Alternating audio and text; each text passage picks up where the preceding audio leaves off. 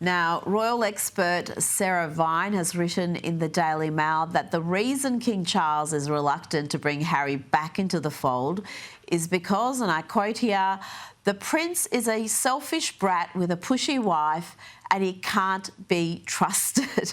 Harsh, Kinsey, but I would say fair. Yeah, I mean, she goes on to basically call Prince Harry a loser, saying he's lost.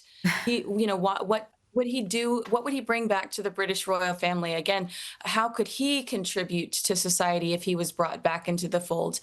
And that really Meghan is so money motivated that they're more of a liability to the royal family than an asset.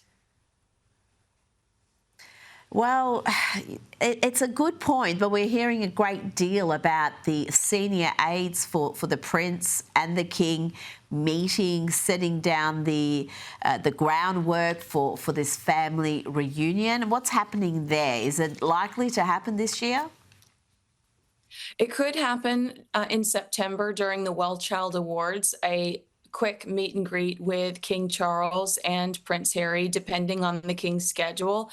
But I also think that somebody leaked this story, and I don't see the value in it. And I talked to Tom Bauer about it too. I don't see the value in the King leaking this story. Despite the Sussexes saying they didn't leak the story, I do believe the Sussexes leaked the story, which goes to prove that they can't be trusted. So why would the King risk anything by meeting with Harry and Meghan and have Harry and Meghan or their friends discuss what happened at that meeting? It almost defies belief. Surely Harry and Meghan know by now that their incessant leaking, their twisting of these family dynamics for content, for their different media outlets, whether it's podcasts or their little documentary series, reality show, or their Harry's book. Surely they've realised by now that is a major grievance for the royals and that it has to stop if there's to be any reconciliation. Why would they continue to leak when they know it's the biggest hurdle, perhaps, to father and son coming together again? I think that they are so short-sighted. And, Bethany Frankel once said, Meghan Markle plays checkers and not chess. I think they're always in it for the instant gratification. And specifically with the leaking, I wondered over the last few weeks if it was because we saw the Wales family having such incredible coverage. Prince William on a handsome polo horse raising over $1 million for charities he believes in. The Princess of Wales on the tennis courts with the crowd screaming, "We love you, Kate," and then the entire family showing up at the tennis courts. So I suspected that Meghan was very bitter over some positive press, and that was why we saw a mini Sussex blitz. Now, popular cartoon series Family Guy, they've mocked the Ginger and the Whinger again. Let's have a look. Brian, this is a terrible idea. We could change the course of history. You always say that, but doesn't history pretty much suck? I mean, the Crusades, Hitler. Prince Harry marrying Meghan Markle. Again? Oh, like all of your wives are so much better. It's not bad. The ratings are in for Meghan's Netflix cooking show that was called With Love, Meghan. It was a massive flop, Kinsey. It came in at 383rd in Netflix's most viewed shows of 2025. Has anyone at Netflix or perhaps even Spotify been sacked for the enormous deal this couple got? Because the amount they're being paid is completely out of proportion with the contribution they're making. At Spotify, yes, a huge group of employees lost their jobs, and they were super angry over Harry and Meghan's deal because they felt like it was in part due to Harry and Meghan's deal. But when it comes to Netflix, the theories around holding on to Meghan Markle with season 2 of With Love, Meghan on the way are that Netflix wants to be the outlet she takes if and when things fall apart with Prince Harry. They want the exclusive. That's why they continue to, have that relationship with her.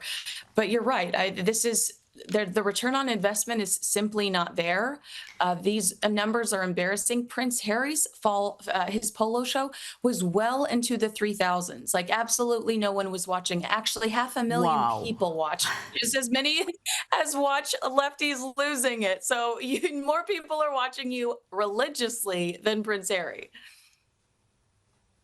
Oh, yeah, we get more than that every night on YouTube alone. I mean, that is absolutely shocking, but completely predictable, because who wants to watch some sort of a series on polo? I mean, it is such a niche market you're appealing to, unless the star is so compelling that people are going to watch despite not having any interest in the subject matter.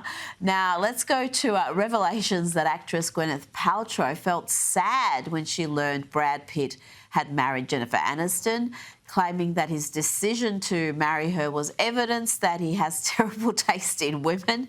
And it's also alleged that she described Brad as dumber than a sack of shit. Surely not. I don't believe this for a second, Kinsey. Yeah, this is coming from Amy Odell's new book, Gwyneth, the biography. And the reason that we are taking a lot of this seriously is because Gwyneth gave some friends and family permission to talk to Amy Odell. I'm taking a lot of this pretty seriously based on the fact that Gwyneth is notoriously private and would likely burn bridges with anyone that spoke on her behalf without her permission. And before you go, Donald Trump has called on the boss of the NFL's Washington Commanders to bring back the Redskins name. They used to be the Washington Redskins after they dumped that name in 2020 due to, the usual nonsense of typically white people being offended on behalf of Native Americans. Kinsey, what are the chances that we're going to see the Redskins back? Yeah, he also urged the Cleveland Guardians to bring back their previous name, the Indians. Trump says that the public has since moved away from what he described as an excessive political correctness. I don't know. I actually don't think that. I think that the investment's been made. The logos exist. I don't think that these franchises will change back unless we continue to see the MAGA movement live beyond Trump, maybe with a Vance presidency or something similar.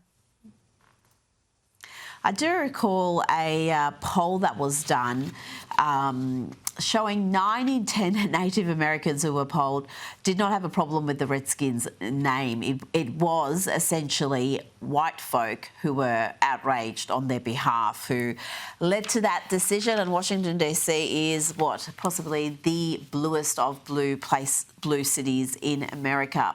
Kinsey Schofield, thank you so much for your time tonight.